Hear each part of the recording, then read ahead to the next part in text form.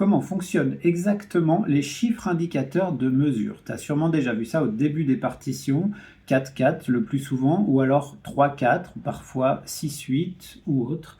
Donc comment ça fonctionne? Je t'explique ça tout de suite. On a donc dans les chiffres indicateurs de mesure le chiffre du haut et le chiffre du bas.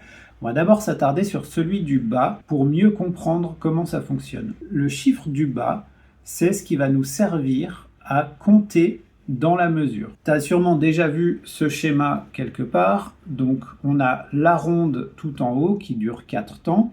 Et puis ensuite, si on la divise en deux, on obtient des blanches. Si on divise encore tout ça en deux, ça fait qu'on aura divisé la ronde en 4, on obtient des noirs. Et si on divise encore tout ça en deux, ça fait qu'on aura divisé la ronde en 8 et on obtient des croches. Et on peut encore descendre, mais on va s'arrêter là pour l'instant. Tout ça, en fait, c'est étroitement lié au chiffre indicateur du bas. C'est-à-dire que le chiffre indicateur du bas, c'est le nombre de fois qu'on a divisé la ronde. Si le chiffre indicateur du bas est 4, ça veut dire qu'on a divisé la ronde en 4 et donc on va se baser sur les noirs pour compter dans notre mesure. Le chiffre indicateur du haut, c'est tout simplement dans ce cas-là le nombre de noirs que l'on aura dans la mesure. Si par exemple on est en 4-4, ça veut dire qu'on va avoir 4 noirs par mesure ou équivalent.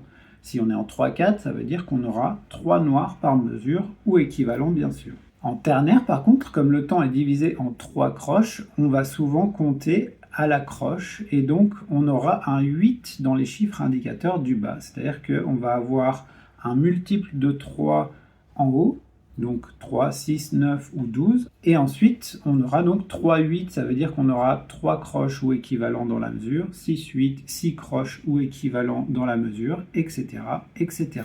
J'étais en train de faire le montage de cette vidéo et je m'aperçois que je suis passé un peu rapidement sur cette notion.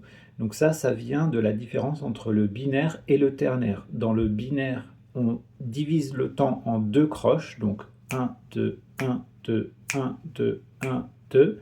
Et dans le ternaire, on divise le temps en 3 croches. 1, 2, 3, 1, 2, 3, 1, 2, 3, 1, 2, 3.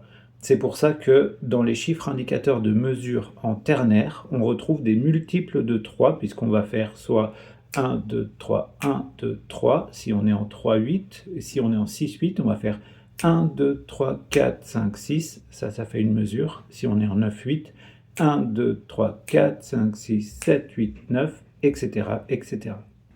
Voilà, j'espère que c'est un peu plus clair. Si tu as des questions, n'hésite pas à les poser en commentaire. Et puis je te dis à bientôt pour la prochaine vidéo. Ciao!